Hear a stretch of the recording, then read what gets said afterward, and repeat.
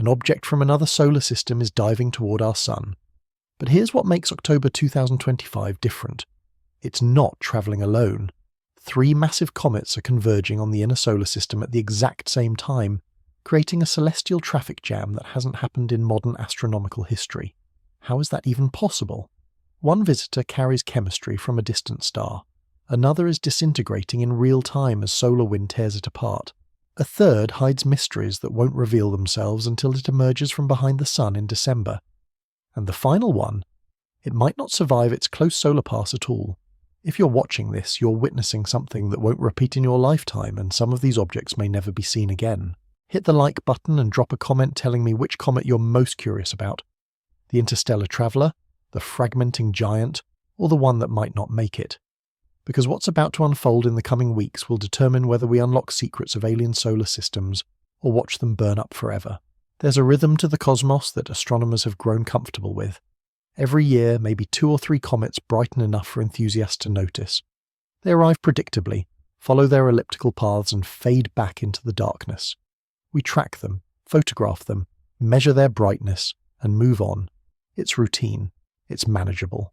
But right now, in late October 2025, that rhythm has been disrupted in a way that has observatories scrambling and amateur astronomers staying up until dawn, racing against time and weather to capture something extraordinary. 4 giant comets are active in the inner solar system simultaneously, not just visible and active.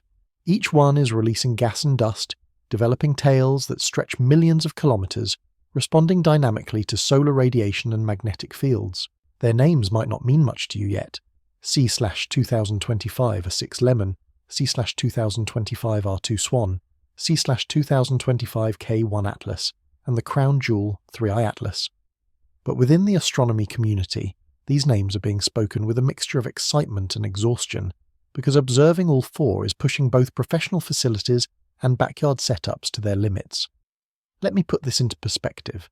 The inner solar system, the region inside Mars's orbit where rocky planets live, and where we can observe comets with relative ease, typically hosts 1 bright comet at a time.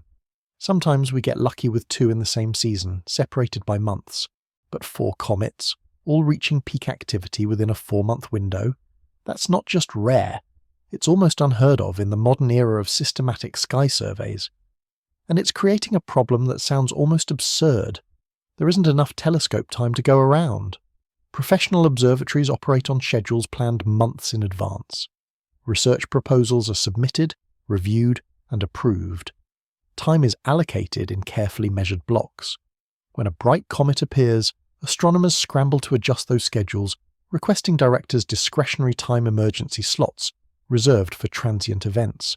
But when 4 comets demand attention at once, the system strains. The European Southern Observatory's Very Large Telescope in Chile, the Hubble Space Telescope in orbit, the James Webb Space Telescope positioned at a gravitationally stable point beyond the Moon, all of these instruments are being asked to pivot, to observe, to capture data before the window closes, because it will close. Comets don't wait for bureaucracy. And then there are the amateur astronomers. You might think of them as hobbyists, people with backyard telescopes and a passion for the night sky. But in comet science, amateurs are critical contributors. They provide continuous monitoring that professional observatories can't match. While a research telescope might observe a comet for an hour per week, amateur networks around the world watch every clear night, building light curves that track brightness changes, capturing outbursts that last only hours, documenting jet structures that rotate with the comet's nucleus. Organizations like the American Association of Variable Star Observers and the Comet Observation Database compile thousands of these observations, creating datasets that feed directly into research papers. Right now, those networks are stretched thin, trying to cover 4 targets instead of 1. But the convergence itself isn't the strangest part. It's what these comets are doing as they approach. Lemmon, currently visible in dark skies with binoculars, is putting on a show. Its coma glows green from carbon emissions, and its ion tail stretches like a ghostly streamer behind it. Just days ago, observers captured a tail disconnection event. A coronal mass ejection from the Sun slammed into the comet and literally severed part of its tail. The disconnected portion drifted away like a piece of cosmic debris, while a new tail grew in its place. That's not theoretical. That happened in real time, documented by dozens of cameras pointed skyward. Swan, which reached its closest approach to the Sun back in September, should be a simple story. A comet that came, peaked, and is now fading. Except it's not that simple. Images captured in late September show something odd. The tail bifurcates, splitting into two distinct streams. Some observers claim they've detected signs of fragmentation, a possible secondary nucleus. The official word from orbital tracking centres hasn't confirmed fragmentation, but the visual evidence is hard to ignore. Even the normal comet in this lineup is refusing to behave predictably. K1 is the wild card. It passed closest to the Sun on October 8th, diving to within 0.33 astronomical units, about 1/3 the Earth-Sun distance. That's close enough that solar heating can crack a comet's nucleus like an egg, releasing buried volatiles or shattering it entirely. Comet Eson in 2013 didn't survive its solar pass. Comet Atlas in 2020 fragmented before it even reached perihelion. So the question on everyone's mind is simple: did K1 make it? Post-perihelion observations are still being analysed. Brightness measurements are coming in from scattered observers, but there's no consensus yet. Some reports suggest it survived intact, others show faster than expected fading. We're in that strange limbo where the data exists but hasn't been synthesized, where the answer is technically known but not yet verified. And then there's 3I Atlas, the interstellar visitor, the only comet in this entire convergence that didn't form in our solar system, that carries chemistry from a star we'll never identify, that travelled through the cold dark between stellar systems for who knows how long before wandering into our neighbourhood. It's currently behind the Sun from Earth's perspective, hidden in solar glare, unreachable by any telescope pointed from our planet. But that's exactly when it's most interesting, because that's when it's closest to the Sun, when solar radiation is baking its surface, when jets of gas are erupting from its nucleus, when the coma is expanding to millions of kilometres across, and we can't see any of it. Not yet. It won't emerge from behind the Sun until late November, and when it does, it might look completely different. It might be brighter, more active, transformed by its solar encounter, or it might be fading, already retreating back into the darkness, never to return. So here's where we are right now, in the last week of October 2025. Lemmon is climbing toward its own perihelion in early November, offering observers a brief window to capture its peak activity. Swan is fading, but still visible for those with telescopes and patience. K1's fate hangs in uncertain balance as astronomers piece together fragmented observation, and 3I Atlas hides behind the Sun, waiting. Every night counts, every clear sky is a gift. Every image captured adds a data point to our understanding. This is not a passive viewing experience. This is a race against time, weather, and orbital mechanics. But why now? Why are 4 comets converging at this moment? Is there something happening in the solar system that triggered this? Did some gravitational perturbation shake loose a cluster of icy bodies from the distant Oort cloud? Is this the beginning of a larger pattern, a comet storm that will escalate in the coming years? Or is it just statistics' random chance wearing the mask of significance? A clustering that feels meaningful, but ultimately represents nothing more than orbital mechanics playing out across timescales longer than human civilization? I'll tell you this much. The answer isn't what you'd expect. But to understand it, you need to understand each of these comets individually. You need to know where they came from, what they're made of, and what they're doing right now. You need to see the solar system not as a static diagram in a textbook, but as a dynamic arena where plasma and magnetic fields and radiation pressure sculpt these icy wanderers in real time. You need to meet the comet that started this whole story quietly, the one that peaked and faded while everyone was looking elsewhere, and that comet is Swan.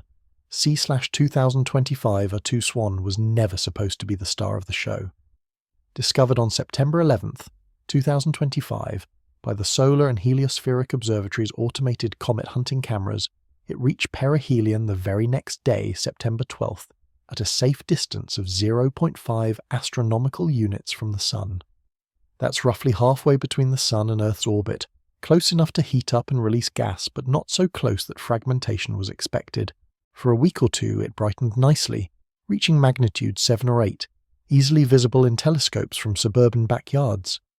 Astrophotographers captured it dutifully, adding it to their seasonal collections, and then it began to fade, as comets do when they move away from the Sun, and the volatile ices stop sublimating as vigorously. But comets have a way of surprising you even when they seem straightforward. Around late September, images started appearing on astronomy forums and social media feeds showing something odd about Swan's tail. Instead of a single, smooth dust tail curving away from the sun, the tail appeared to split into two distinct streams. Not dramatically, this wasn't a spectacular forking like you'd see in a cartoon. It was subtle, the kind of detail you'd miss if you weren't looking carefully.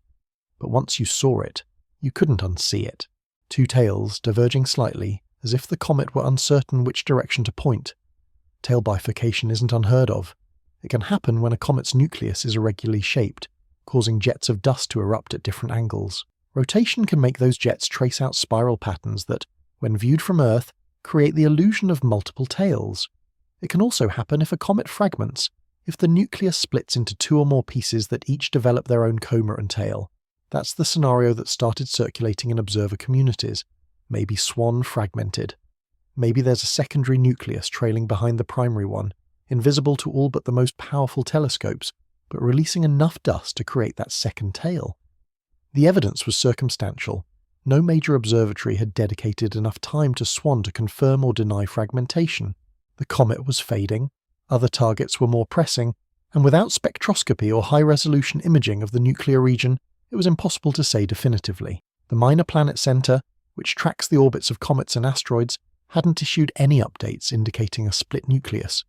But absence of evidence isn't evidence of absence. Amateur observers were capturing that bifurcation night after night, and something was causing it. Here's what we know for certain. Swan's dust production was significant enough to create a visible tail well after perihelion. Its coma remained active, glowing softly in telescopic views even as its brightness dropped below naked eye visibility. By early October, it had faded to magnitude 10 or 11, requiring a decent telescope and dark skies to spot. By the time the astronomy community's attention shifted fully to Lemmon and K1, Swan was already receding outward, heading back toward the outer solar system on its long elliptical orbit. It won't return for thousands of years, if ever. Its orbit might be perturbed by Jupiter or Saturn on the way out, sending it into a slightly different trajectory, or even ejecting it from the solar system entirely. But that tail bifurcation lingers as an unanswered question. Was it purely a dust distribution effect, a trick of viewing geometry and jet orientation, or did Swan quietly fragment, releasing a secondary nucleus that's now travelling alongside the primary, invisible but present? We may never know. Comets are ephemeral subjects. They pass through the inner solar system for a few weeks or months, then vanish for centuries or millennia. If we don't capture the data during that narrow window, it's gone forever. Swan's window closed before anyone thought to look closely enough. And that's the frustrating reality of studying 4 comets at once. Resources are finite. Telescope time is finite. Even the collective attention of the amateur community is finite because there are only so many clear nights, so many hours of darkness, so many people willing to stay up until 3 a.m. to image a fading comet. Swan got its moment, but not enough of it. It peaked, it faded, and it left behind more questions than answers. But here's why Swan matters in this larger story. It sets a baseline. It showed us what a normal comet looks like during this particular season, under these particular solar conditions. When Lemmon started exhibiting far more dramatic behaviour, we had Swan as a point of comparison. When K1 approached its dangerously close perihelion, we could look back at Swan's safe passage and understand the difference. And when 3I Atlas emerges from behind the Sun, carrying chemistry that's fundamentally alien compared to solar system comets, Swan will be the control case, the ordinary representative of the population we're comparing against. In science, the ordinary matters as much as the extraordinary. You can't identify what's unusual until you've established what's typical. Swan was typical. It followed the script. It brightened as it approached the Sun, released dust and gas, developed a tail, and then faded as it moved away.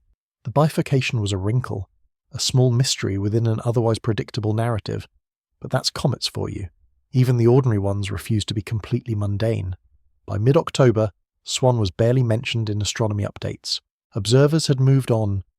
The conversation had shifted to Lemmon, which was doing things that demanded immediate attention. But Swan's quiet fade is worth remembering because it represents the fate most comets share.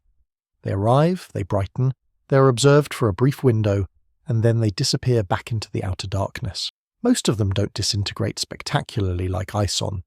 Most of them don't survive for centuries like Halley. They just fade. And in that fading, they carry away whatever secrets they held that we didn't think to investigate in time. But Swan's tail split was a warning of what was coming with Lemmon evidence that even when we think we understand a comet, even when the orbital mechanics and brightness predictions look straightforward, the Sun has other plans. Because the Sun is not a passive lamp illuminating these icy visitors. It's an active, violent, dynamic star that hurls plasma and magnetic fields across the solar system. And when those forces collide with a comet, the comet doesn't get a say in what happens next. If Swan was the quiet prelude, Lemmon is the symphony in full crescendo. C/2025-06 Lemmon was discovered on January 3, 2025, by the Mount Lemmon Survey in Arizona, a program that scans the sky for near-Earth asteroids, but occasionally picks up comets as a bonus. Back in January it was faint, distant, just another icy dot on a CCD image. But orbital calculations showed something promising. Its perihelion date, November 8, 2025, would bring it to 0.53 astronomical units from the Sun. Not as close as K1, but close enough to heat up significantly. And its trajectory suggested it would be well placed for Northern Hemisphere observers throughout October and November. By late summer, Lemmon started to brighten faster than predicted. That's not unusual. Comets are notoriously difficult to forecast, because their brightness depends on how much gas and dust they release, and that depends on composition, nucleus size, rotation rate, and factors we simply can't measure until the comet gets close. But Lemmon's early activity hinted that this wasn't going to be a faint telescopic object. This was going to be something you could see with binoculars, maybe even with the naked eye from a truly dark site. And then, in early October, Lemmon began revealing its true nature. Astrophotographers capturing long exposures started noticing something beyond the usual diffuse coma and tail. There were jets, discrete streams of gas and dust erupting from the nucleus, rotating as the comet spun on its axis.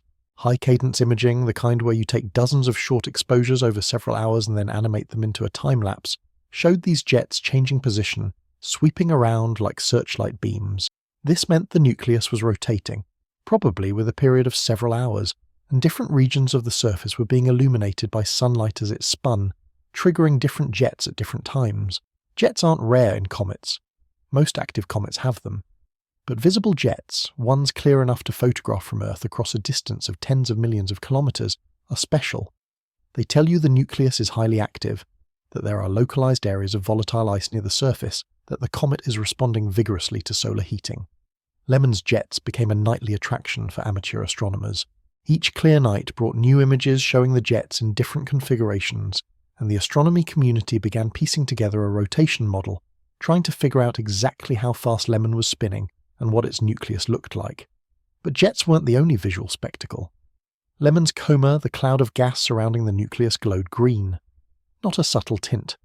A vivid, unmistakable green visible even in small telescopes. That colour comes from diatomic carbon, C2 molecules produced when sunlight breaks apart larger organic molecules in the comet's ice. Ultraviolet radiation from the sun splits those molecules, and the fragments fluoresce at a specific wavelength in the green part of the spectrum. It's the same reason some comets look greenish in photographs while others are more neutral or slightly yellow. The colour tells you about chemistry, about what kinds of carbon-bearing compounds are present. Behind the green coma stretched the tail, actually two tails, though casual observers might not notice. There's the ion tail, made of electrically charged gas molecules carried away by the solar wind, always pointing directly away from the sun because it's controlled by magnetic fields. And there's the dust tail, made of tiny solid particles pushed by radiation pressure, curving gently because those particles are influenced by both sunlight and gravity. Lemmon's dust tail was visible in binoculars under dark skies, a faint smudge stretching maybe half a degree or a degree, about the width of 1 or 2 full moons.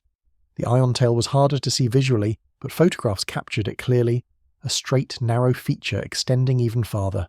And then came October 12th.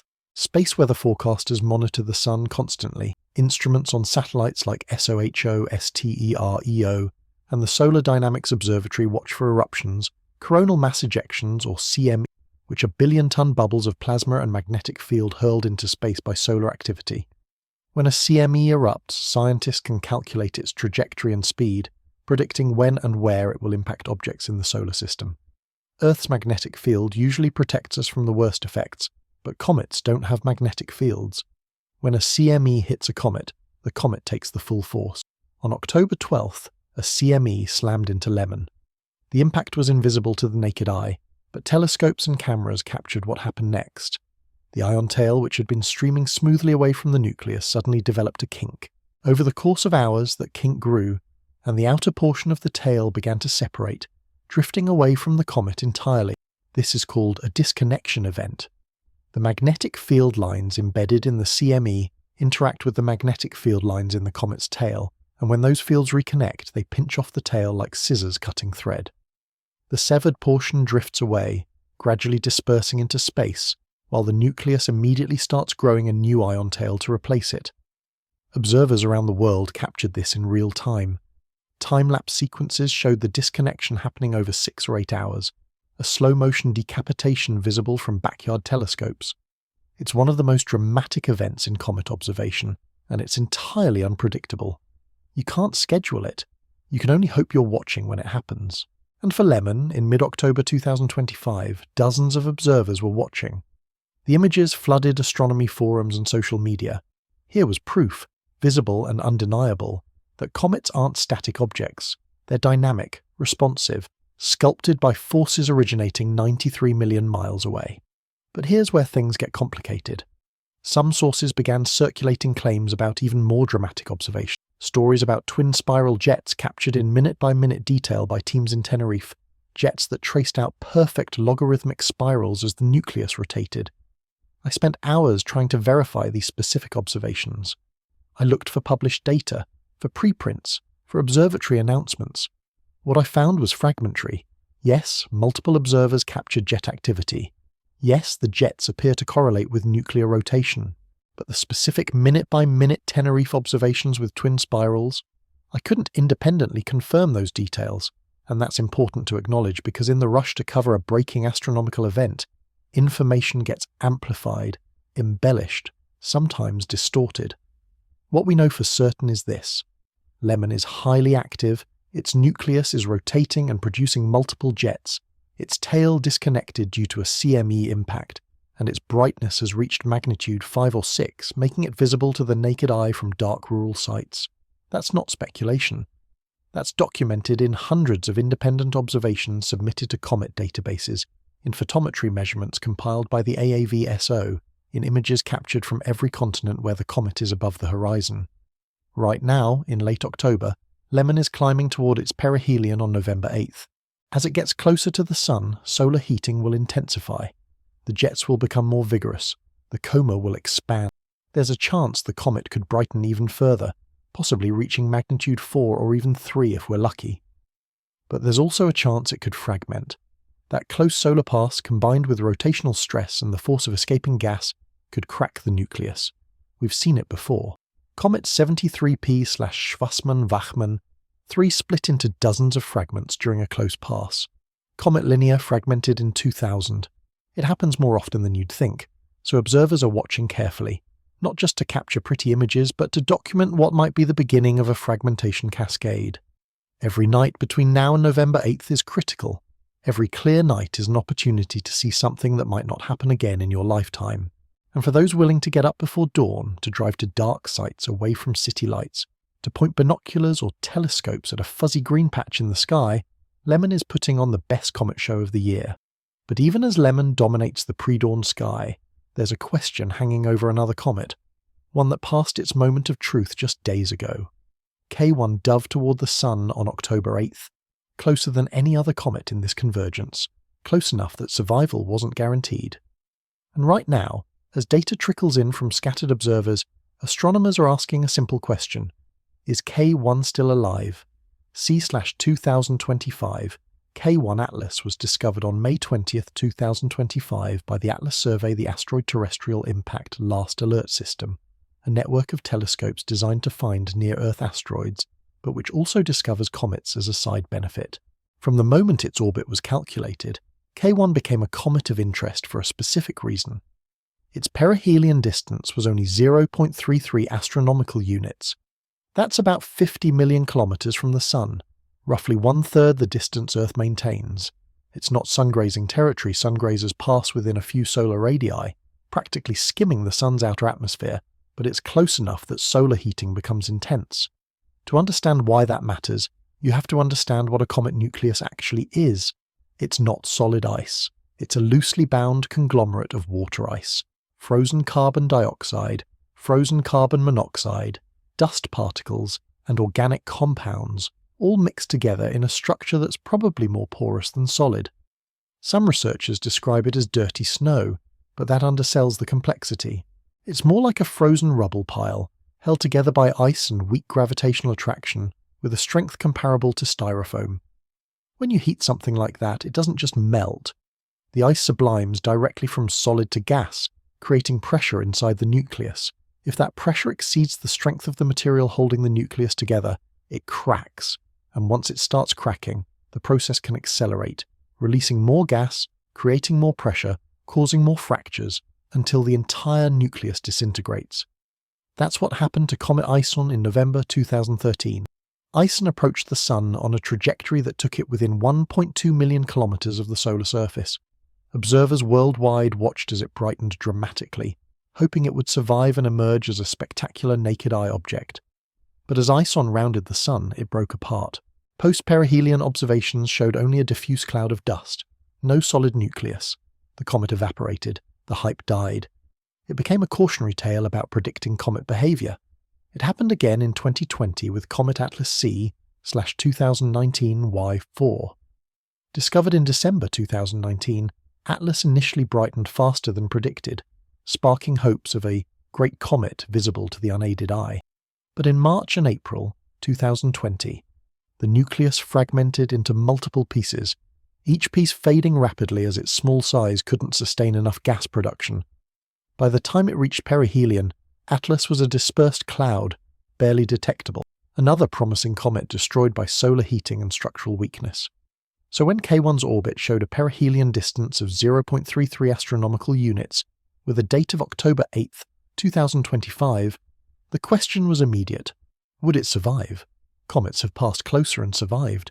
Comet Lovejoy C/2011 W3 grazed the Sun's corona in December 2011 and emerged intact. Much to everyone's surprise, but predicting which comets are structurally strong enough to survive and which will disintegrate is still more art than science. You can't measure a comet's tensile strength from Earth. You can only watch and wait. October 8th came and went. K1 passed perihelion, and then silence. Not because nothing happened, but because observing a comet at perihelion is difficult. From Earth's perspective, the comet was at a low angle to the Sun, either lost in twilight or hidden entirely during daylight hours. Professional observatories that can observe closer to the Sun were focused on other targets. Space-based telescopes had limited windows. The first post-perihelion observations didn't come until days later, and even then they were fragmentary. An observer in Australia reported seeing K1 at magnitude 9. An observer in South America captured a diffuse coma, but couldn't confirm a nuclear condensation, the bright central point that indicates an intact nucleus. Brightness estimates varied wildly. This is the frustrating part. We live in an era of instant communication, where astronomical discoveries are tweeted minutes after they happen, where images are uploaded to forums in real time. But turning those individual observations into a coherent picture takes time. It requires compiling data from different observers, using different equipment under different sky conditions, cross-referencing brightness estimates, analysing whether the coma is expanding uniformly or showing signs of multiple fragments. As of late October, the consensus is unclear. Some reports suggest K1 survived perihelion intact, but is fading faster than pre-perihelion models predicted, which could indicate surface erosion or loss of highly volatile ices. Other reports suggest the coma appears more diffuse, larger and fainter than expected, which could indicate fragmentation with multiple small pieces each contributing to the overall coma. Here's what we can say with confidence. K1 did not catastrophically disintegrate like Ison. There's still something there producing a detectable coma, but whether it's a single nucleus or multiple fragments, whether it will continue brightening as it moves away from the Sun, or fade into obscurity over the next few weeks is still uncertain.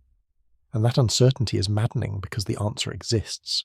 The photons carrying that information have already left the comet, travelled across space, and either reached Earth or are on their way. We just haven't collected and analysed them yet. This is the reality of observational astronomy. The universe doesn't wait for us to catch up. Events happen on their own schedule, and if we're not looking at the right moment with the right instruments, we miss them. K1's closest approach to the Sun happened exactly once, on October 8th, 2025. It will never be that close again. Its orbit is probably elliptical, meaning it will return to the inner solar system in thousands of years. But by then, any changes caused by this perihelion passage will be ancient history. If K1 did fragment, if pieces of its nucleus are now drifting apart on slightly different orbits, that information is only accessible now, in these weeks immediately after perihelion. Miss the window, and it's gone. So observers are continuing to watch. Every clear night, someone somewhere is pointing a telescope at the region of sky where K1 should be, capturing exposures, measuring brightness, looking for telltale signs of fragmentation. The data will eventually be compiled, analysed and published in the Minor Planet Electronic Circulars or in research papers. But for now, K1 exists in a state of observational uncertainty, alive but possibly wounded, intact but possibly fragmented, there but elusive. And while the astronomy community debates K1's fate, another comet remains hidden entirely, concealed behind the glare of the Sun itself, undergoing its own solar encounter in conditions we can't observe. That comet is 3I Atlas, and unlike K1, whose fate is merely uncertain, 3I Atlas's current state is completely unknown. We can model it, predict it, hope for the best, but we won't see the truth until it emerges from behind the Sun in late November, and when it does, it might be transformed in ways we can't even anticipate. Let me tell you what it means to be the third. On October 19th, 2017, astronomers using the Pan-STARRS telescope in Hawaii discovered an object moving through the inner solar system on a trajectory that made no sense. Its orbit was hyperbolic, not elliptical, not bound to the Sun, but open, a path that came from somewhere beyond and would return to that same beyond after a brief swing through our neighbourhood. They named it 1I/Oumuamua, the first confirmed interstellar object. It wasn't a comet in the traditional sense, no visible coma, no tail. It was inert, tumbling, cigar-shaped or possibly flat like a pancake, depending on which light curve analysis you believed. It passed through the solar system in a matter of weeks, and despite frantic observing efforts, we learned frustratingly little about it. Its composition remains debated. Its origin is unknown. It was the first, and it got away. 2 years later, in August 2019, amateur astronomer Gennady Borisov discovered a second interstellar object using a telescope he built himself. This one, 2I/Borisov, was unambiguously a comet. It had a coma, a tail, spectroscopic signatures of gas and dust. Observatories around the world pivoted to observe it. Hubble detailed images. Spectroscopy revealed carbon monoxide and water. Its composition appeared remarkably similar to solar system comets, suggesting that comet formation processes might be universal. Borisov gave us the data Oumuamua denied us, but it also raised a question. If interstellar comets are similar to ours, what does that mean for theories of planetary system formation elsewhere in the galaxy? And now we have the third, 3I Atlas. Discovered in the southern hemisphere, it entered the catalogue of interstellar objects with an orbital eccentricity greater than 1 hyperbolic, unbound, a visitor from the vast spaces between stars. But unlike Oumuamua's mystery and Borisov's familiarity, 3I Atlas occupies a middle ground that makes it scientifically invaluable. It's active like Borisov, producing a visible coma and tail. But its chemistry is different, radically different. And that difference is why observatories scrambled to observe it during the brief window before it disappeared behind the Sun. In August 2025, the James Webb Space Telescope turned its instruments toward 3I Atlas, JWST's infrared spectrograph, capable of detecting molecules that are invisible to optical telescopes, captured the comet's coma composition in exquisite detail. What it found was startling. The dominant molecule wasn't water vapor, which makes up the bulk of most solar system comets' comae. It was carbon dioxide. The CO2 to H2O ratio was 7.6 plus or minus 0.3. For context, Halley's Comet has a CO2 to H2O ratio of about 0.03. Solar system comets are water-rich with a small fraction of carbon dioxide. 3I Atlas is carbon dioxide rich with water as a secondary component. That's not a subtle difference. That's a fundamental compositional distinction. The implications ripple outward. In our solar system, water ice dominates the composition of comets because they formed in regions where water was the most abundant volatile compound that could freeze. Beyond the snow line, roughly 3 to 5 astronomical units from the Sun depending on the solar system's early conditions, water ice could condense and accumulate into planetesimals and comet nuclei. Carbon dioxide requires colder temperatures to freeze, so it's less abundant unless you go much farther out. But 3I Atlas's CO2 dominance suggests it formed in a region where carbon dioxide was more plentiful than water ice, which means either a colder formation zone farther from its parent star, or a different stellar environment entirely, perhaps a star with different metallicity, different luminosity, different protoplanetary disk chemistry. JWST didn't just detect CO2. The spectrum revealed carbon monoxide, carbonyl sulfide, cyanogen radicals, atomic nickel, and traces of water ice. It's a cocktail of molecules that tells a story about conditions billions of years ago around a star that our Sun has never met. Atomic nickel is particularly fascinating. Nickel has been detected in a few solar system comets, but its presence in 3I Atlas supports models suggesting that metals can be incorporated into icy bodies under certain conditions. It's not just rock and ice. It's complex, stratified, a frozen record of processes we can only infer. Researchers took that compositional data and ran it through models to trace 3I Atlas's origin. The challenge is immense. The galaxy is vast, hundreds of billions of stars, any one of which could have been 3I Atlas's parent. But orbital mechanics constrain the possibilities. By measuring 3I Atlas's velocity and trajectory with precision astrometry, tied to the Gaia reference frame, a catalogue of more than 1 billion stars with incredibly accurate positions, scientists can rewind its path backward through the Milky Way. Monte Carlo simulations using thousands of orbital clones, each with slightly different parameters within the measurement uncertainty, suggest a likely origin in the galaxy's thin disk, a region rich in metals and relatively young stars.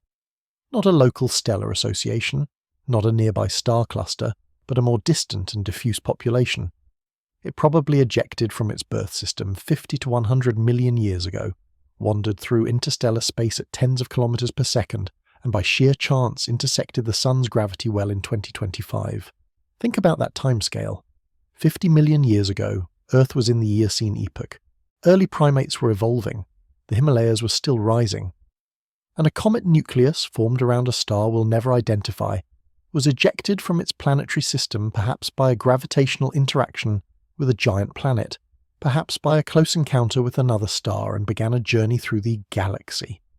It passed through molecular clouds, survived cosmic ray bombardment, drifted through the cold dark, and eventually, by the most improbable of chances, happened to wander close enough to our Sun to be perturbed onto an inbound trajectory.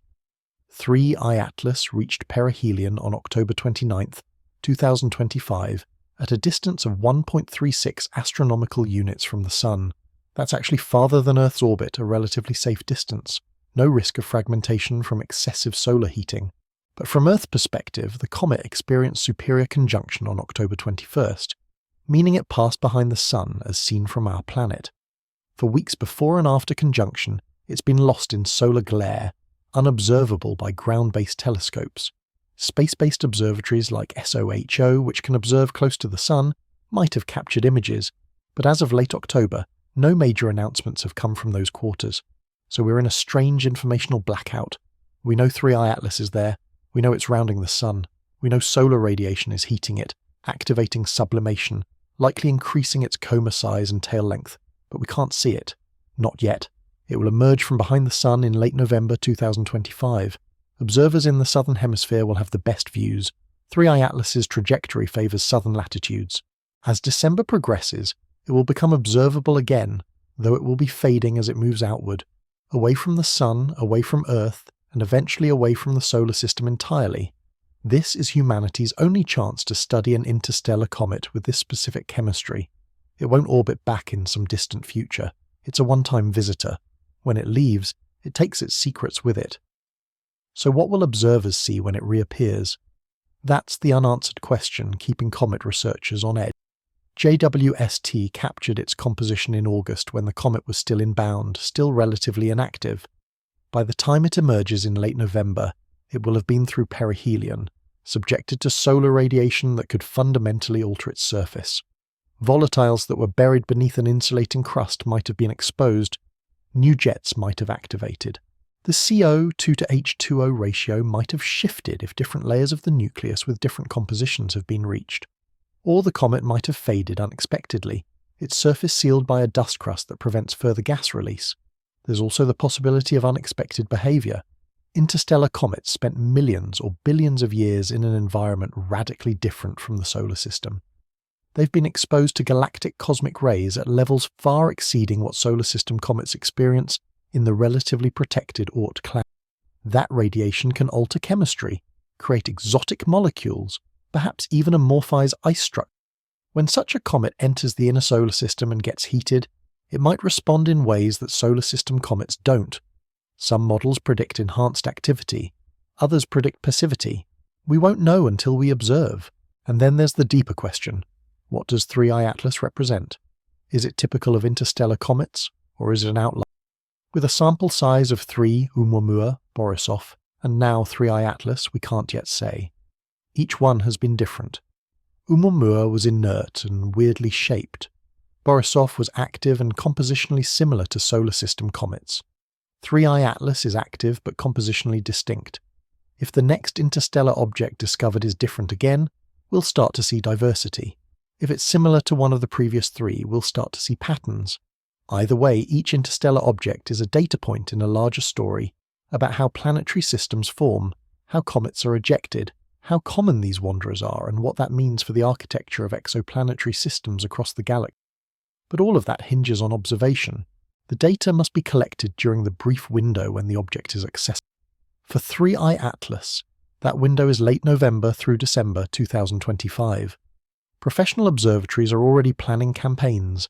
Amateur observers are preparing equipment. Spectroscopists are calibrating instruments. Photometrists are ready to measure brightness. The entire global community of comet watchers is waiting for the moment when 3I Atlas emerges from solar glare and becomes visible again. And when it does, every clear night will count, because by early 2026 it will have faded beyond the reach of all but the largest telescopes, and sometime thereafter it will cross the boundary of the solar system, return to interstellar space, and vanish into the cosmic dark. But understanding why 3I Atlas and the other 3 comets are here now, why they're behaving the way they are, requires understanding the environment they're travelling through.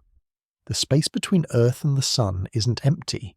It's filled with solar wind, with plasma, with magnetic fields that twist and writhe and sometimes erupt violently.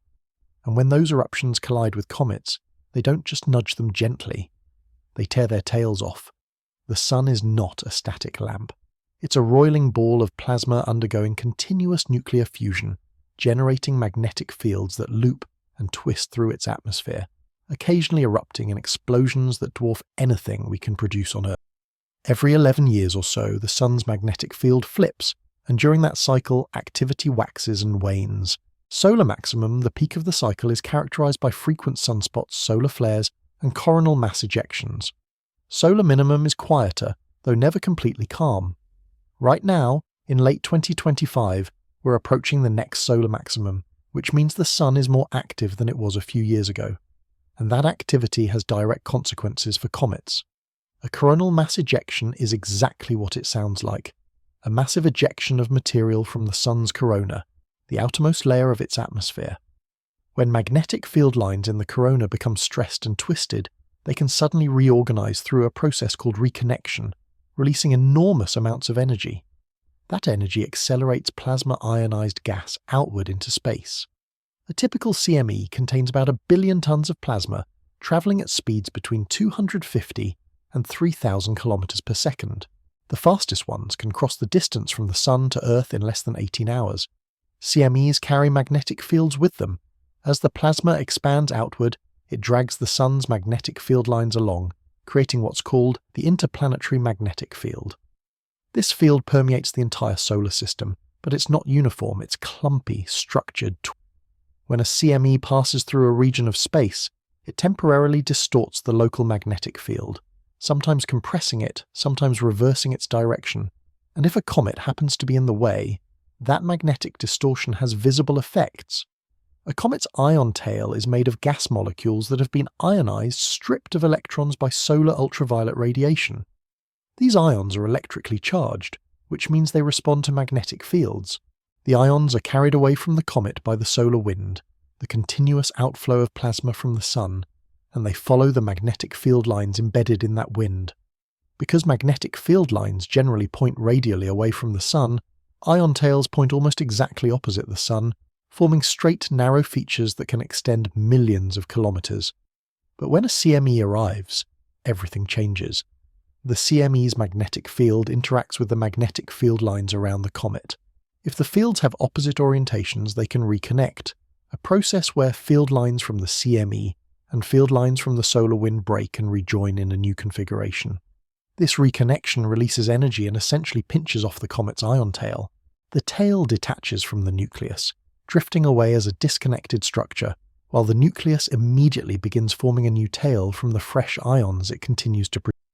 This is a disconnection event, and it happens faster than you'd expect, often over just a few hours.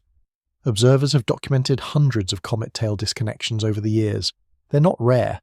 Any reasonably active comet observed for weeks or months will probably experience at least one. But predicting them precisely is difficult because it requires knowing when a CME will reach the comet's location. Space weather forecasters monitor the sun with instruments on satellites like the Solar and Heliospheric Observatory and the Solar Terrestrial Relations Observatory. When they see a CME erupt, they can estimate its speed and trajectory, calculate when it might reach Earth, and by extension, when it might reach other objects in the solar system. But comets are small and space is vast. A CME might miss a comet entirely, or it might hit it dead on. There's always uncertainty. Lemmon's tail disconnection in mid-October was a textbook example. Observers captured the event in multiple time-lapse sequences, documenting how the ion tail developed a kink, then a separation, and finally detached completely. Within hours, a new tail began forming, thinner at first, then growing as more ions accumulated. The disconnected portion drifted away, gradually fading as the ions dispersed and recombined with electrons, becoming neutral atoms once again.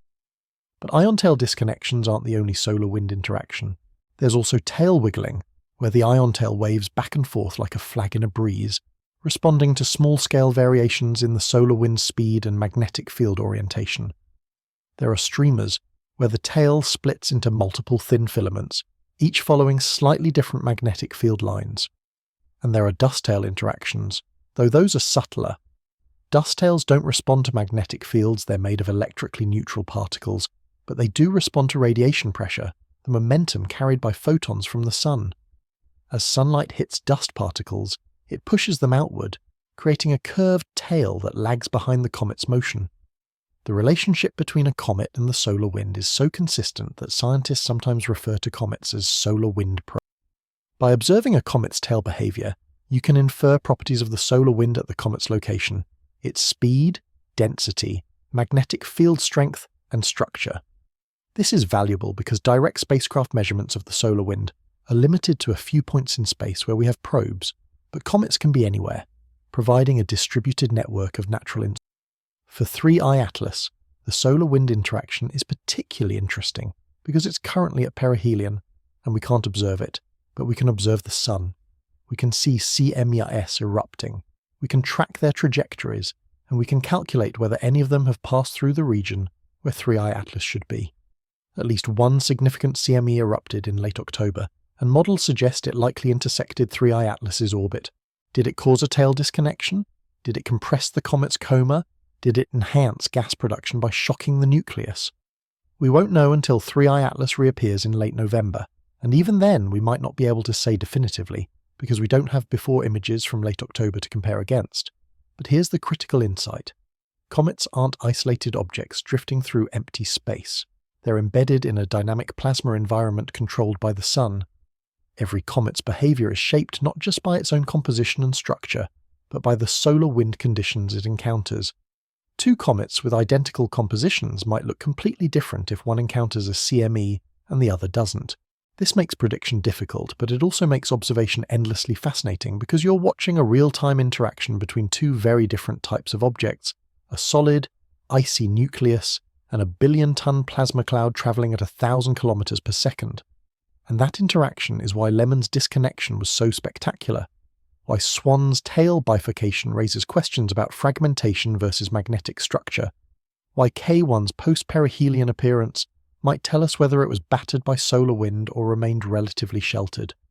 The sun doesn't just illuminate these comets, it sculpts them, it tears them, it transforms them. And understanding that transformation requires understanding both the comets themselves and the solar environment they're moving through.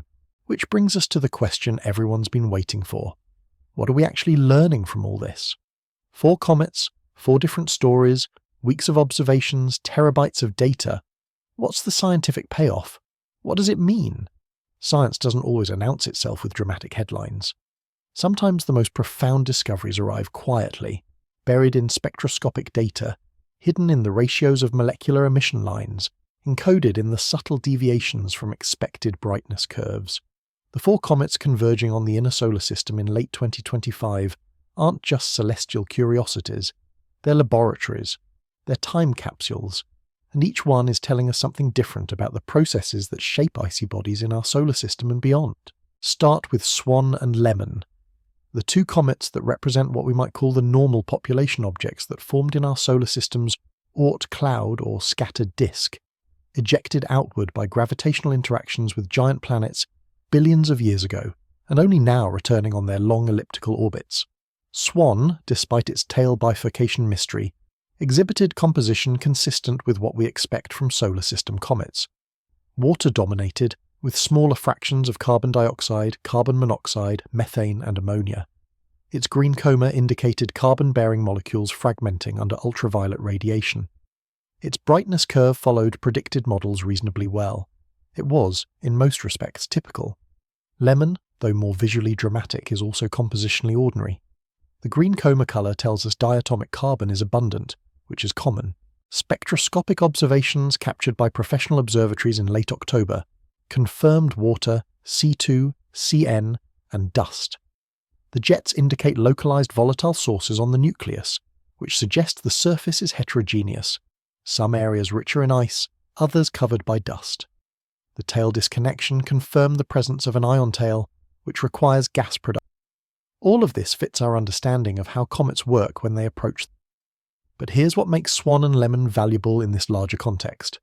They're providing baseline data for the same solar conditions that 3I Atlas and K1 are experiencing. When you're trying to figure out whether an interstellar comet behaves differently from a solar system comet, you need a control group. You need comets observed during the same season, under the same solar activity levels, at similar distances from the Sun. Swan and Lemmon are those controls. When 3I Atlas emerges in late November, and we measure its brightness, we can compare it to Lemmon at a similar solar distance. When we analyse 3I Atlas's coma composition, we can compare it to. This is how science works, not through isolated measurements, but through comparisons that reveal differences and similarities. K1's story is still unfolding, but even the uncertainty is informative.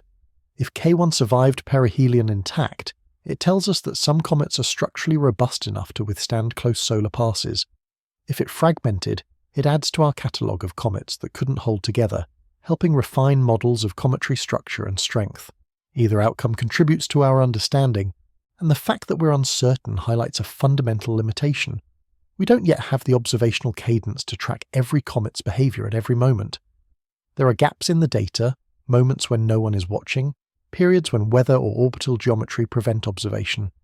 Those gaps matter. A comet can fragment in hours, and if no one captures it, the information is lost. But 3I Atlas. 3I Atlas is where the science gets genuinely transformative. Its CO2-dominated composition isn't just different, it's a clue to the comet's birth environment, a snapshot of conditions around another star. In our solar system, the regions where comets formed were cold enough for water to freeze, but often not cold enough for carbon dioxide to dominate. Water ice condenses around 150 Kelvin at typical protoplanetary disk pressures. Carbon dioxide requires colder temperatures, below about 70 Kelvin, to condense efficiently. That means 3I Atlas probably formed farther from its parent star than typical solar system comets formed from the Sun, or it formed around a dimmer, cooler star where the same orbital distance corresponded to lower temperatures. Or, and this is where it gets speculative, 3I Atlas's composition might reflect processes we don't fully understand. Prolonged exposure to cosmic rays during its millions of years in interstellar space could have altered surface chemistry, perhaps converting water ice into other molecules. Ultraviolet radiation from the galaxy's diffuse starlight could have photo-dissociated surface molecules, creating a crust enriched in carbon dioxide. The comet might have passed through molecular clouds during its journey, accreting material with different composition than it started with. All of these are possibilities, and disentangling them requires comparing 3I Atlas to a large sample of interstellar comets, which we don't yet have. What we do have is dynamical. By tracing 3I Atlas's trajectory backward through the galaxy, using Gaia's stellar catalogue as a reference frame, researchers can constrain where the comet came from. The models suggest an origin in the galactic thin disk, a population of relatively young, metal-rich stars. This is consistent with the comet's observed composition. Metal-rich environments might produce different ice chemistry than metal-poor environments. But the error bars are large. We can't identify a specific parent star. We can only say it probably came from a certain region of the galaxy, a volume containing millions of stars, any one of which could have been home. This is humbling. We've detected an object that travelled across light years of space, intercepted it with telescopes, analysed its chemistry with the most advanced instruments humanity has ever built, and still we can't say definitively where it came from. We can narrow it down to a galactic neighbourhood, but not to a street address. And yet, even that level of knowledge is extraordinary. 50 years ago, we didn't even know interstellar objects existed.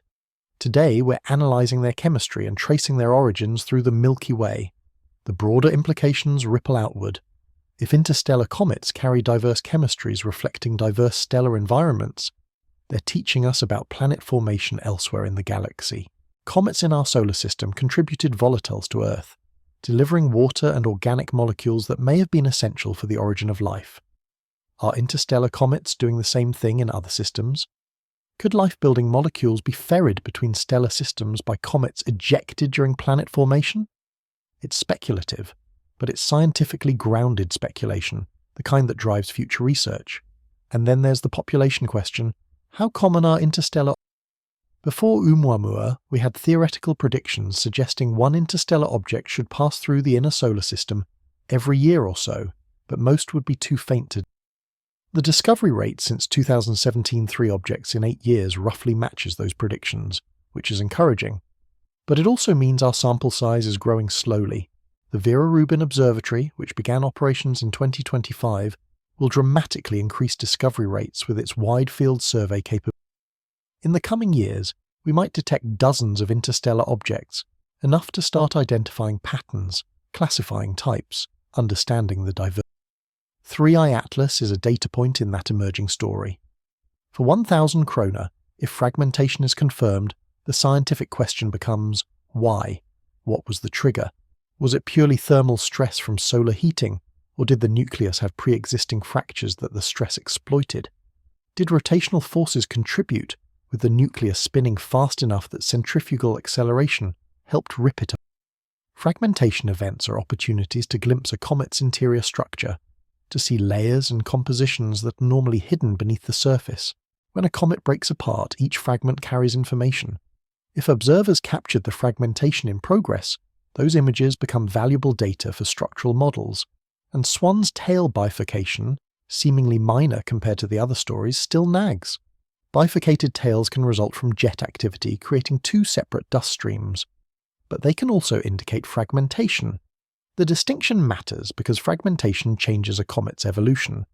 A nucleus that splits into 2 pieces will evolve differently than a nucleus that remains intact, with each fragment following a slightly different orbit, fading at different rates, perhaps even diverging enough to be recognized as separate comets on future passes.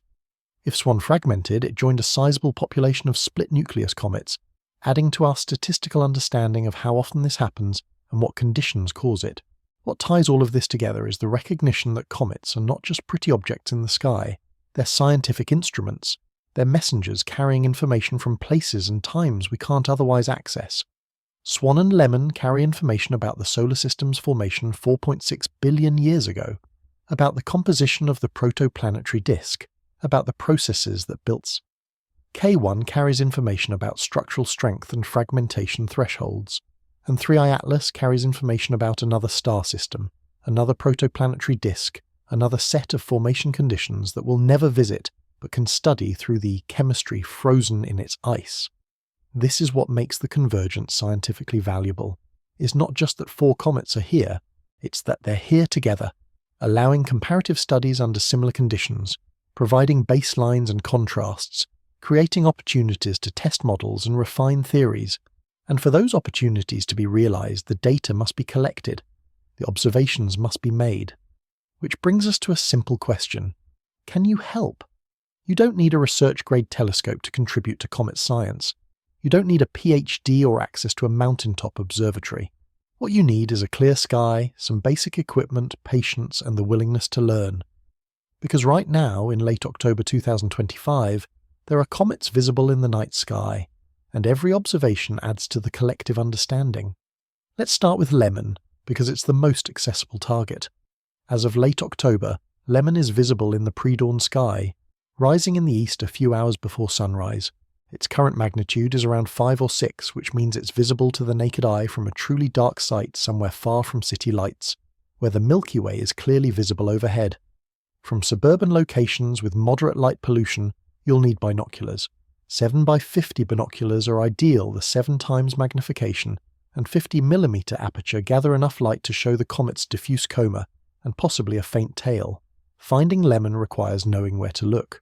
Astronomy apps and websites provide daily position updates, usually expressed as right ascension and declination coordinates, or as a location relative to bright stars or comets. In late October, Lemmon is moving through a region of sky that's easiest to observe in the hours before dawn. If you're up early, say, 4 or 5 a.m., local time head outside, let your eyes adapt to darkness for at least 10 minutes, and scan the area with binoculars. Don't expect a sharp, bright object. Comets are. Lemmon will look like a fuzzy patch of light, slightly elongated if you can detect the tail, with a brighter central region that's the coma. If you have a telescope, even a modest 4-inch or 6-inch reflector or refractor, you'll see more detail. The coma will appear larger, the nucleus might show as a brighter condensation at the centre, and the tail might be more obvious. With longer exposures using a camera attached to the telescope, you can capture jets, spiral structures, and dust streamers that are invisible visually. Astrophotography has become remarkably accessible in recent years. Cooled astronomy cameras, tracking mounts, and stacking software allow amateurs to produce images that rival professional observatories from decades past. But even if you don't take images, visual observations matter. Every time you estimate Lemmon's brightness by comparing it to nearby stars of known magnitude, you're creating a data point that can be submitted to the Comet Observation Database, or the AAV. These organizations compile observations from amateurs worldwide, generating light curves that track how a comet's brightness changes over time. Those light curves are used by researchers to model gas and dust production rates, to detect outbursts, to assess whether the comet is behaving as predicted or deviating from models. Swan is fainter now, around magnitude 10 or 11, requiring a telescope and ideally a dark sight. It's moving outward, fading steadily, and by early November it will be difficult for all but the most dedicated observers. But if you have the equipment and the skies, observations of Swan still contribute to long-term monitoring.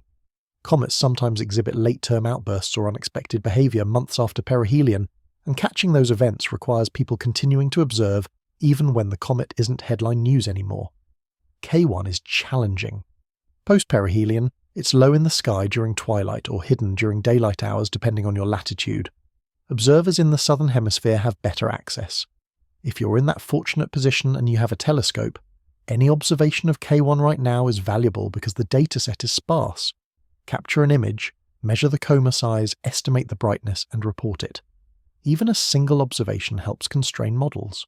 3i Atlas is currently unobservable from Earth's surface, but that will change in late November. When it emerges from behind the Sun, southern hemisphere observers will have prime access. If you're in Australia, South Africa, South America, or any other southern location, mark your calendar. Late November through December is your window.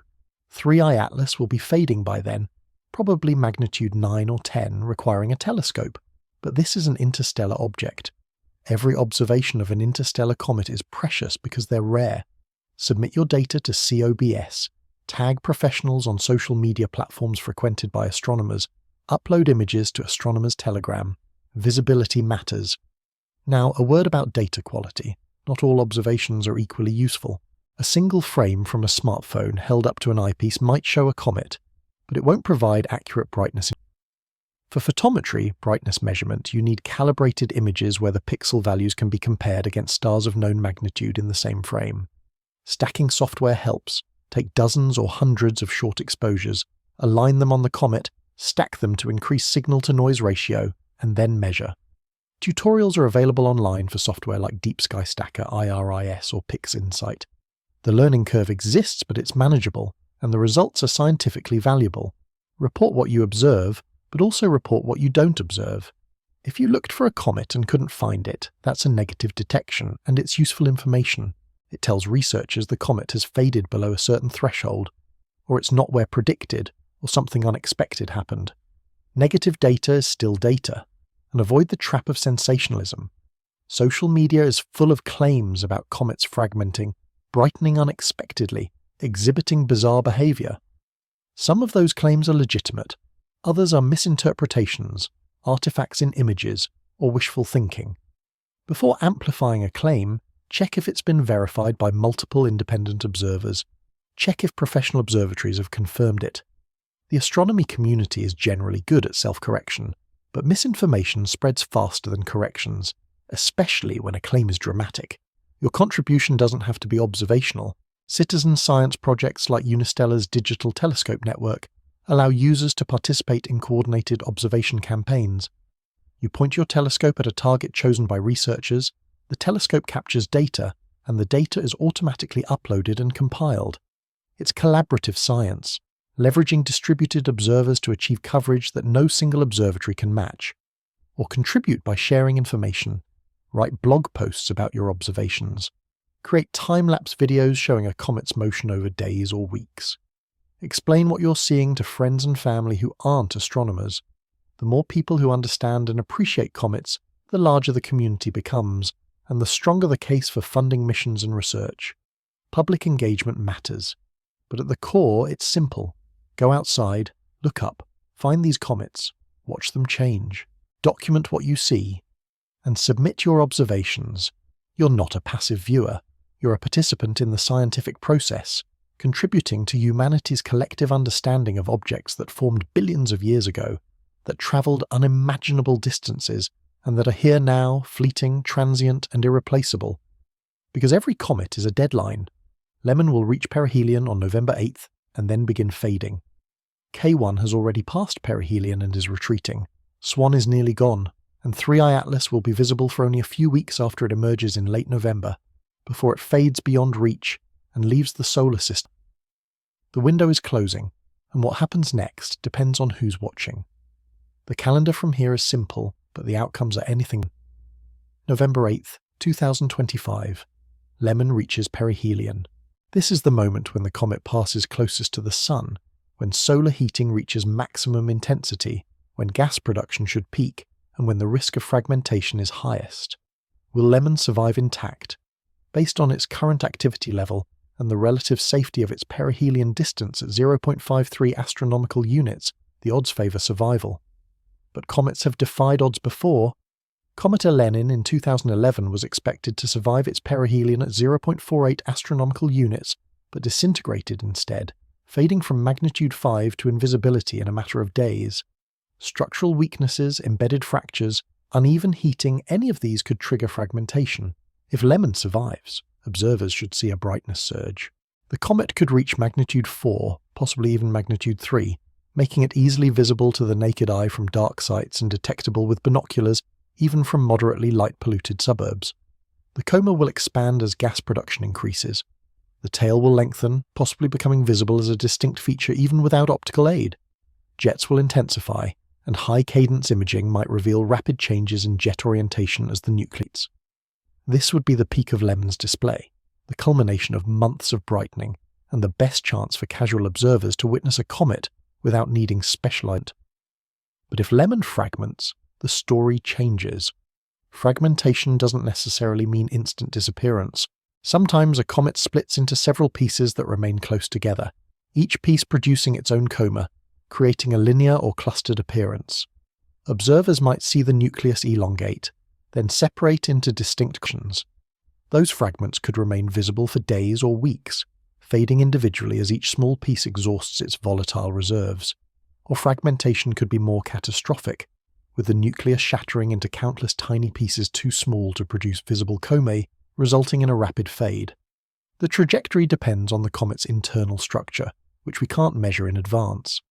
Observers worldwide will be watching November 8th closely and the days immediately following. If Lemmon survives and brightens, images will flood social media, astronomy forums, news outlets. If it fragments, those same channels will document the breakup, providing data that will be analysed for years to understand what happened and why. Either way, the window for observing Lemmon's peak is narrow, perhaps a week on either side of it. After mid-November, the comet will begin fading as it moves outward, and by December it will have receded beyond easy. Late November 2025. 3I Atlas emerges from behind the Sun. This is the moment astronomers have been waiting for since August, when JWST captured its composition. For weeks, the comet has been hidden in solar glare, unobservable, undergoing its perihelion passage in a region of space we can't monitor from Earth. Models predict it's still active, possibly more active than before perihelion, but models have been wrong before. When 3I Atlas reappears, observers will immediately assess its brightness. Is it brighter than predicted, indicating a surge in activity? Is it fainter, suggesting the surface has sealed itself with a dust crust? Is the coma size larger or smaller? Has the tail morphology changed? Southern Hemisphere observers will have the first views. From Australia, South Africa and southern South America, 3I Atlas will appear in the pre-dawn or evening sky. Its visibility depends on exact geometry, which will be calculated more precisely as the date approaches. Northern Hemisphere observers will have limited or no access depending on latitude. This geographic bias means the global community will be relying on data from a smaller subset of observers, making each observation more critical. Spectroscopy will be essential. JWST captured 3I Atlas's composition in August, but that was pre-perihelion. Has the CO2 to H2O ratio changed? Have new molecules appeared in the coma, released from deeper layers of the nucleus now exposed by sublimation? Spectroscopic data will answer these questions, but it requires professional observatories or well-equipped amateur setups. If you have a spectrograph, if your local astronomy club has spectroscopic capabilities, this is the time to use them. Coordinate with researchers. Share data openly. December 2025. The observing window for 3I Atlas reaches its peak and then begins closing. By late December, the comet will be fading as it moves outward from the Sun and away from Earth. Its distance will increase, reducing its apparent brightness. By early 2026, only the largest telescopes will be able to detect it. By mid-2026, it will be gone entirely, beyond the reach of even professional instruments, retreating into interstellar space. This is humanity's only chance to study it. There is no second pass. There is no future. When 3I Atlas leaves the solar system, it leaves permanently. K1's story, meanwhile, continues in the background. Post-perihelion observations through November will gradually clarify its status. If it fragmented, researchers will piece together the timeline. When did the nucleus split? How many fragments? What are their relative brightnesses? If it survived intact, its light curve will help refine models of cometary structure and stress resistance. Either outcome contributes to the larger dataset on comet behavior at close perihelion distances. SWAN, by December, will be a fading memory, magnitude 12 or fainter, visible only in large amateur telescopes or professional instruments, moving steadily outward. Its tail bifurcation will remain an unresolved question, unless someone revisits archived images and performs detailed this. Perhaps a graduate student somewhere will take it on as a project, modelling dust trajectories and jet activity to see if bifurcation can be explained without fragmentation. Perhaps not. Some mysteries linger simply because no one has the time or resources to solve them. By December 31st, 2025, the convergence will be over. 4 comets entered the inner solar system. Some survived, some may have fragmented. One came from another star system and will return to the interstellar dark. We will have learned what we could in the time we had. Data will be archived, papers will be written, models will be refined, and then attention will shift to the next comet, the next discovery, the next fleeter. But the unanswered questions linger. Why did these 4 comets converge now? Was it purely coincidence, statistical clustering, and a stochastic process? Was it related to gravitational perturbations in the Oort cloud or scattered disk? Some distant interaction with a passing star or giant molecular cloud that shook loose a cohort of comets decades or centuries ago, their arrival delayed by the slow orbital mechanics of the outer solar system? Or is it simply that we're better at detecting comets now, that surveys like ATLAS and Pan-STARRS are so sensitive that we're seeing everything, and the apparent clustering is just a reflection of improved observational capability? The answer is probably all of the above. Better surveys find more comets. Statistical clustering happens. Gravitational perturbations shake loose objects. The convergence feels significant because it's rare, but rarity doesn't always imply cause. Sometimes the universe is just random, and our pattern-seeking brains insist on finding meaning where there's only chance. But regardless of why, the fact remains. These comets are here, now, and the window to observe them is closing. Every clear night counts, every observation matters, and when the window closes, we'll be left with the data we collected and the regrets about the data we didn't. At the beginning, I asked how 4 comets could converge at the same time. Now you know the answer, and it's both simpler and more complex than any single explanation. There's no cosmic conspiracy. No distant gravitational event orchestrated this. The convergence is a product of orbital mechanics, improved detection capabilities, and the sheer number of comets that exist in the solar system's outer reaches. We're seeing more comets because we're looking harder and more effectively than at any point in history. ATLAS, Pan-STARRS, the Zwicky Transient Facility, the Vera Rubin Observatory. These surveys scan the sky nightly, detecting objects that would have been missed decades ago. The comets were always there. We just couldn't see them, but that doesn't diminish the scientific value. In fact, it enhances it. The more comets we observe, the better we understand their diversity. Swan, Lemmon, K1, and 3. I-Atlas represent different aspects of that diversity. Swan and Lemmon are solar system natives, Oort cloud, or scattered disk objects, following the standard model of cometary formation and evolution. K1 tests the limits of structural survival at close solar distances, and 3I Atlas is the outlier, the ambassador from another stellar system, carrying chemistry that reflects formation conditions we'll never directly observe. What ties them together is the solar environment. All 4 comets are experiencing similar solar conditions, the same solar wind, the same radiation pressure, the same CME activity. This allows comparative studies. When you observe 2 comets under identical external conditions, differences in their behavior reflect differences in their intrinsic properties, composition, structure, rotation rate, volatile distribution. That's valuable because it isolates variables. If you observe comets under different solar conditions, you can't easily separate the effects of composition from the effects of environment. But observe them together, and the environment becomes a controlled variable. This is why the convergence matters scientifically. It's not just about having 4 comets visible at once. It's about having 4 comets providing data under comparable conditions, allowing researchers to test models, compare behaviors, and refine theories. And the data collected during these months will be analysed for years. Research papers don't appear immediately after observations. They take months or years to write, review, publish. Some of the most important findings from this convergence won't be announced until 2026 or 2027. But we already know some things. We know 3I Atlas carries a CO2-dominated composition, fundamentally different from typical solar system comets. That tells us something about the diversity of planetary systems, about the range of formation environments that exist around other stars. If every interstellar comet we discover has similar chemistry, we'll learn that comet formation processes are universal. If they're all different, we'll learn that stellar systems are diverse in ways we haven't fully appreciated. Either outcome is informative. We know that comets respond dynamically to solar wind and CME impacts, that their tails can be severed and regrown in hours, that space weather isn't just an Earth concern but a factor shaping every object in the solar system. We know that fragmentation is common, that many comets don't survive close solar passes intact, and that predicting which ones will survive is still more uncertain than we'd like. We know that citizen science works.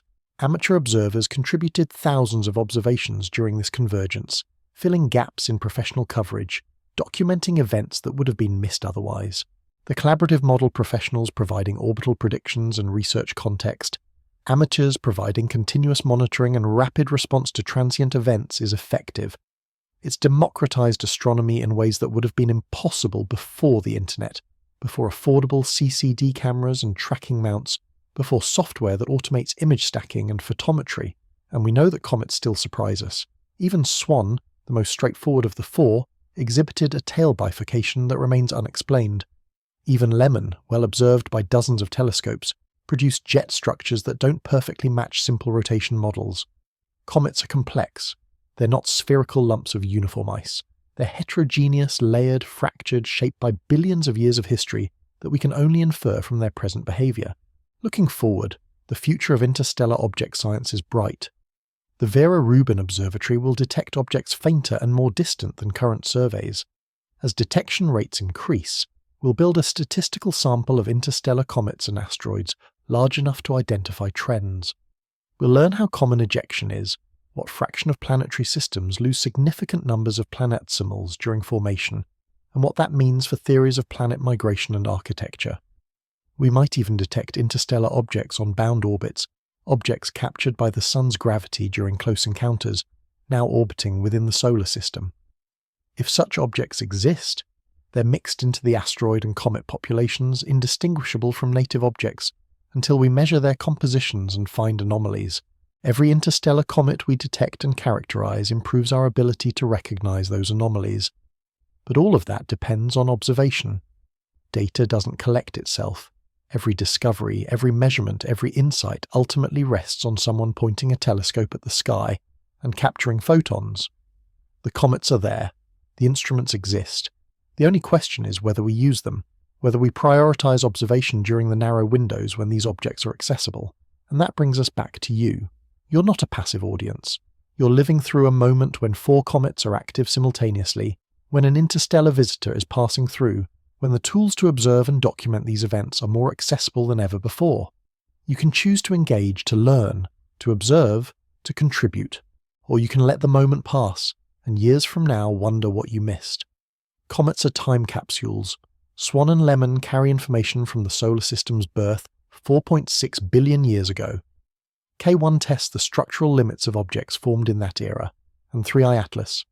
3i Atlas carries information from another star system, from a time and place we'll never visit, frozen into ice, and now sublimating under our sun's light. Every comet is a messenger. This convergence is a rare chance to receive 4 messages. But the messages are written in a language that requires patience to read. You have to watch over days and weeks, documenting changes, measuring brightness, capturing images. You have to compare observations, cross-reference data, submit reports. It's not instant gratification. It's the slow accumulation of understanding, one data point at a time. And when enough data points accumulate, patterns emerge, theories are tested, models are refined, and we understand the universe a little better than we did before. That's what these 4 comets offer. Not spectacle, though Lemmon is providing that, but understanding. The spectacle fades, the understanding remains. And if you're watching, if you're contributing, you're part of that understanding. You're part of the process that turns photons into data, data into knowledge, knowledge into wisdom about our place in a cosmos filled with wanderers from distant places and ancient times.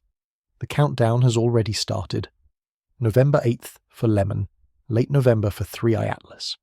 By year's end, the window closes, the comets fade, the convergence ends. What we learn depends on what we observe, and what we observe depends on who's looking. So look, the sky is waiting.